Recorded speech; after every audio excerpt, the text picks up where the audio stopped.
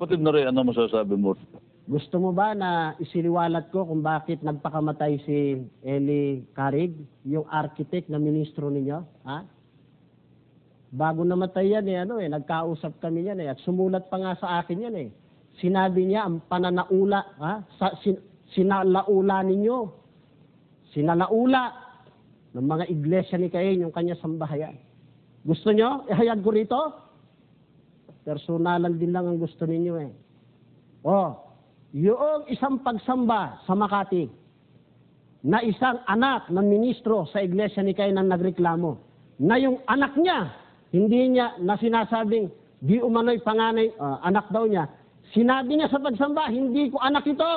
Tingnan ninyo, kamukha ito ng inyong Di ko na lang masabi rito Sana buhay pa si Ginong Aniceto Bunag Siya inutusang mag-ayos ng kaso na yan Documented na yan.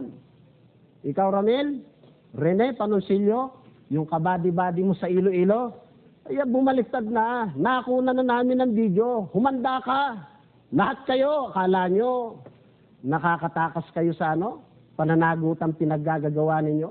Bilang paalaala, Renante, kung aayaw mo na mabulgar sa maraming mga tao, sa buong Pilipinas, kung sino ka, kung ano ang uri ng mga pinaggagawa mo, kaya kay tiniwalag sa iglesia, alam mo na dapat mong gawin.